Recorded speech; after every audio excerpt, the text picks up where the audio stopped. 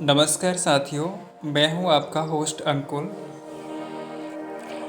आइए स्वागत करते हैं आज आपका एक सुंदर उपवन पे। और ये प्राकृतिक उपवन है, प्राकृतिक दृश्य है। ये मेरे गृहग्राम के समीपस्थ है। और इस राह से जब मैं गुजर रहा था तो मुझे यूं ही लगा कि कुछ बातें करते चलूं। साथियों, बहुत पहले मैंने एक श्लोक पढ़ा था।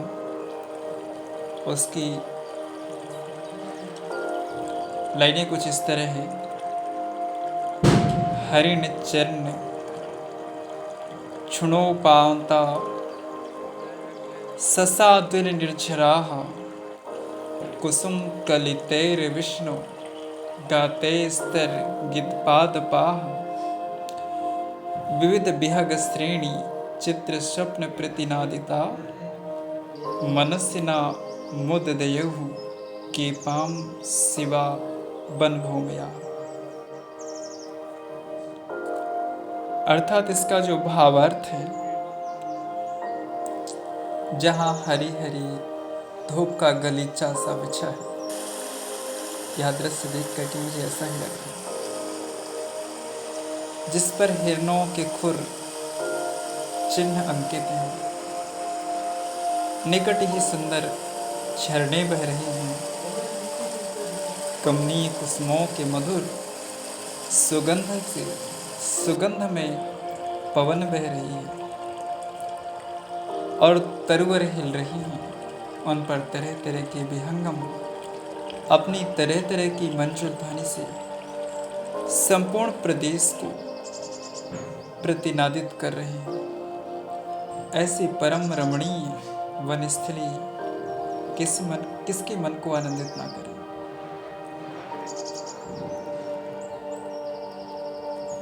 साथियों, प्रकृति की सुषमा सचमुच सुंदर है, परंतु उसे समझने की शक्ति थोड़े ही लोगों में होती है।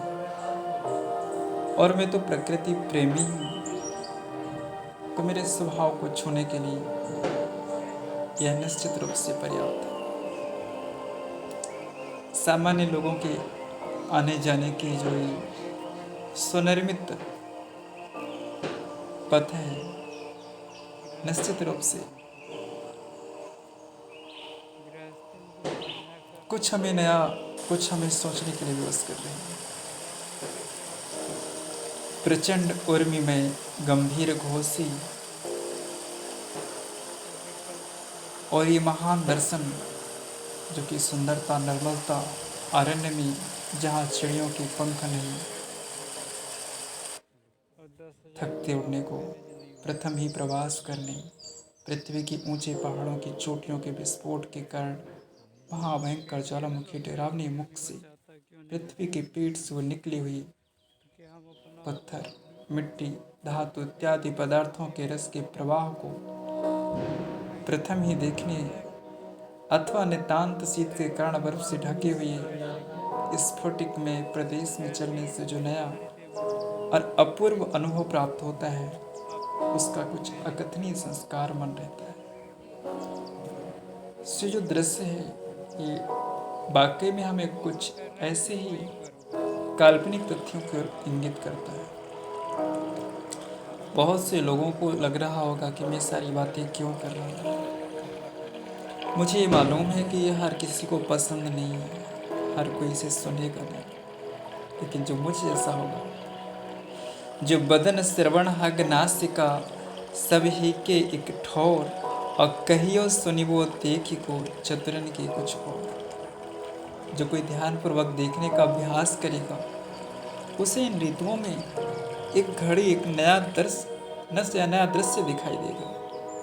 खेत में या जंगल में खड़े होकर देखने में अपूर्व वन शोभा दिखाई पड़ती है। आकाश घड़ी घड़ी रंग बदलकर अपनी निर्मल शोभा और घनों की घटा की छाया भूमि पर डालता हुआ दिखाई देता है।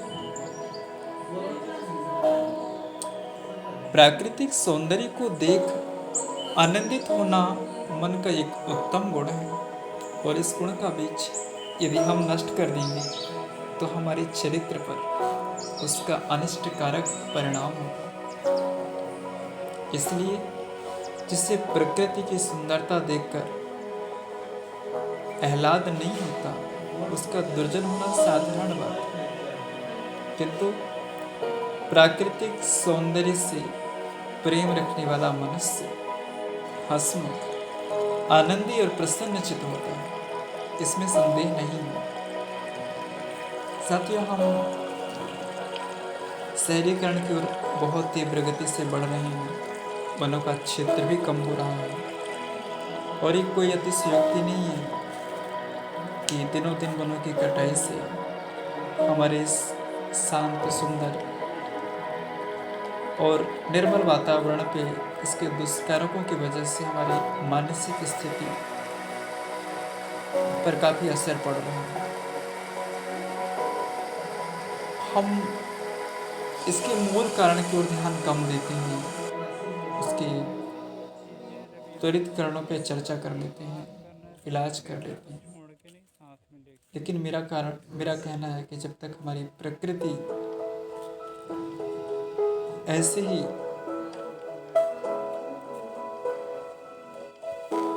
अनिष्ट कारणों का रूप लेती जाएगी, तब तक हम सुरक्षित नहीं रह पाएंगे और दिनों दिन ये समस्या हमारे लिए बढ़ रही है। आइए फिलहाल हम इस सुंदर दृश्य पे अपना ध्यान केंद्रित करते हैं और फिर बात करेंगे आपसे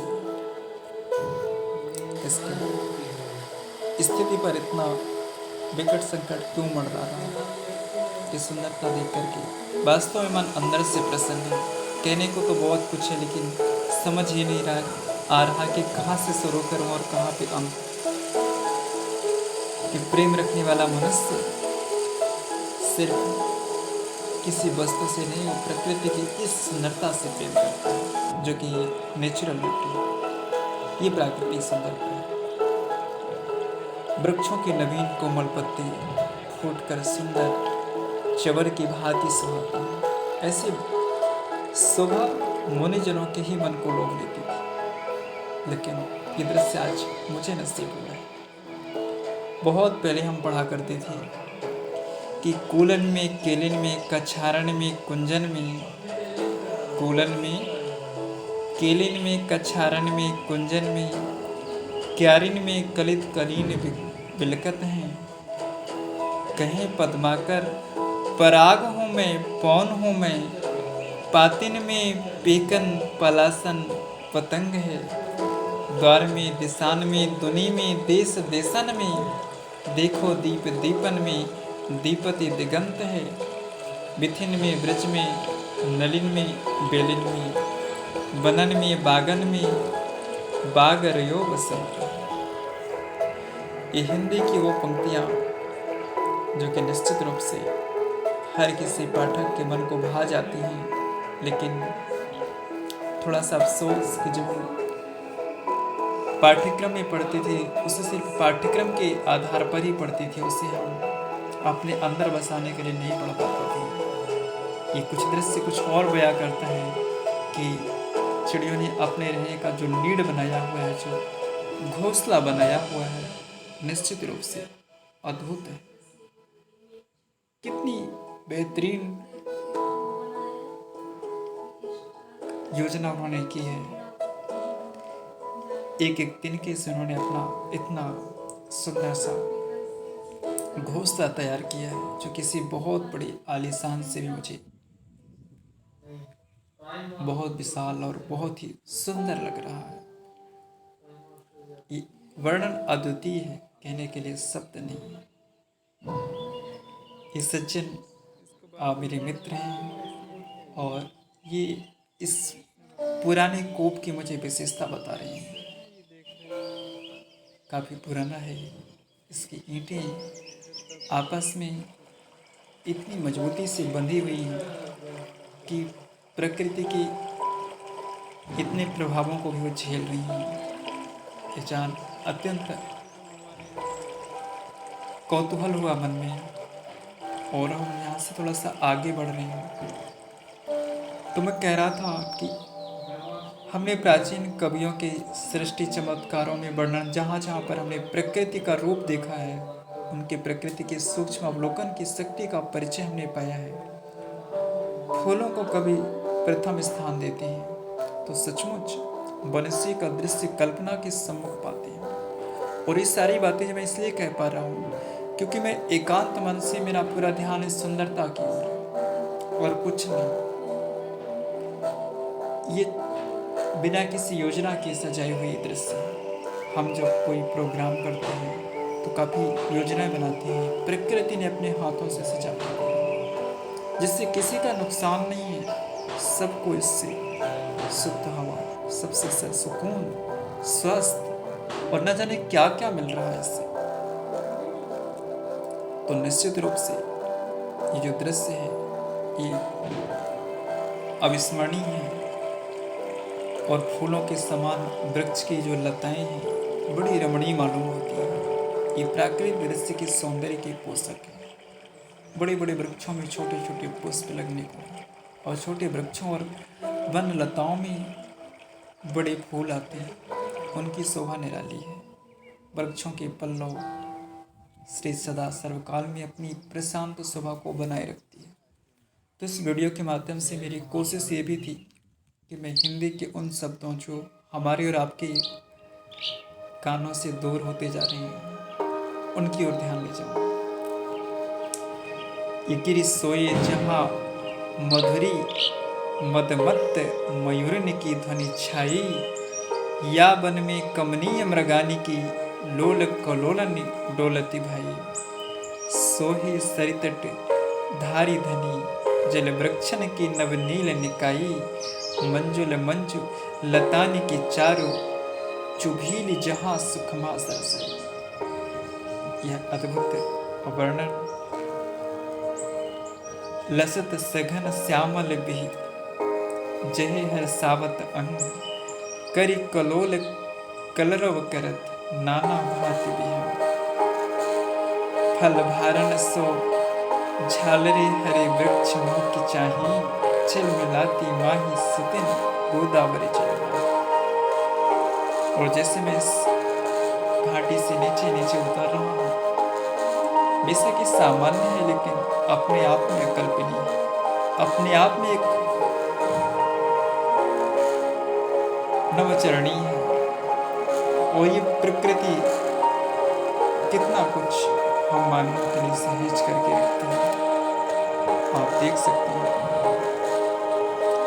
कि नदियों पर भी संकट हम मानवों ने फैला दिया, लेकिन उसमें जितना हो सका हम सबकी सेवा है कि इस नदी में बारिश का जल है सिर्फ, बाकी इसकी छवि को हम मानवों ने कृत्रिम तौर तरीकों से बिगाड़ के रखा है।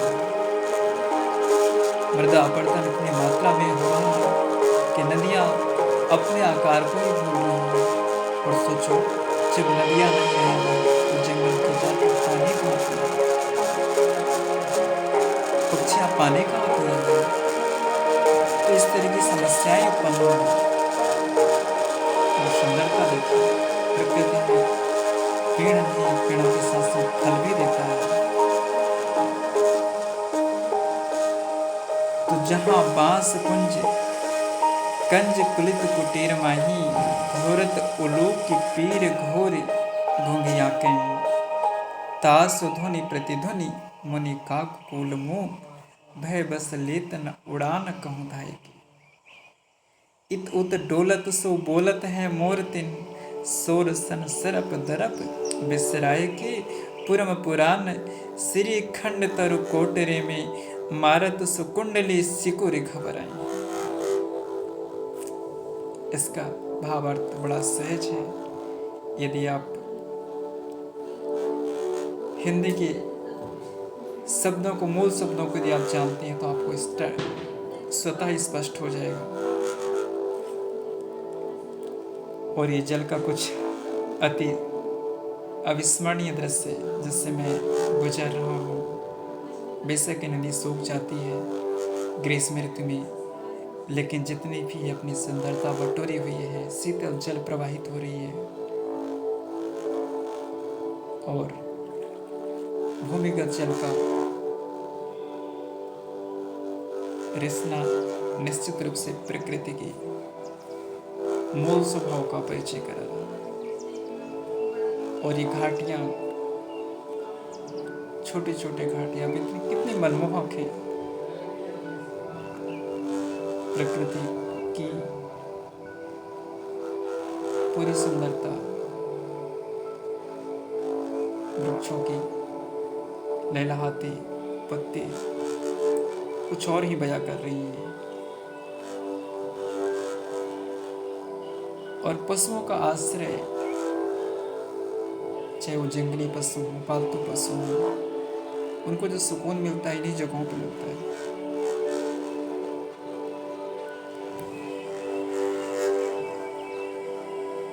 पृथ्वी पर जीवन के लिए जंगलों का होना बहुत ही आवश्यक है। अब मैं कुछ अपनी बातें करना चाहूंगा। जंगलों के कारण ही धरती पर वर्षा होती है। जंगलों के कारण ही हमें ढेरों वनस्पति मिलती है, औषधियां मिलती है। वह हमारी पृथ्वी के वातावरण में शुद्ध हवा का संचार होता है। जंगल कई जानवर और पक्षियों का घर भी होता है। वर्तमान समय में मनुष्य स्वार्थी होता जा रहा है और इसी कारण वह जंगलों को उजाड़ रहा है। लगातार हो रहे पेड़ों की कटाई के कारण वन भूमि कम हो रही है, जंगल सिमट रहे हैं और शहर बढ़ रहे हैं। वनों का बचाव और संरक्षण बहुत ही आवश्यक है। वनस्पति और वन्य जीवों का भी संरक्षण इन्हीं से संभव हो सके। साथ ही ये बात आवश्यक है कि भारत में वन संरक्षण का अधिनियम बना हुआ है। वन नीति के लिए अनेकों कानून बने हुए हैं। उसके लिए अनेक लेवल के अधिकारी होते हैं। भू भाग को संरक्षित करने के लिए अनेक डिपार्टमेंट बनाए गए हैं। बट ये बात सच है कि वनों का अत्यधिक मात्रा में दोहन हो रहा है। खेती की और भी अन्य कारणों से वनों की भूमि दिनों दिन कम हो रही है। हम सबको अपनी जागरूकता वनों के संरक्षण के लिए अवश्य रखनी होगी। साथियों, मेरे इस अंक में बस इतना ही, क्योंकि मेरा सफ़र अब यहाँ पर समाप्त होता है। तो मुझे ना चाहते हुए भी ये वीडियो अपनी यहाँ पे क्लोज करनी होगी। मिलते हैं किसी और नए वीडियो में अपनी और वृत्तांत बातों के सहित। तब तक आप अपना और अपनों का खूब ख्याल रखिए। यदि आपको हमारी बातें पसंद आई हो तो चैनल को सब्सक्राइब कीजिएगा। Thanks for watching.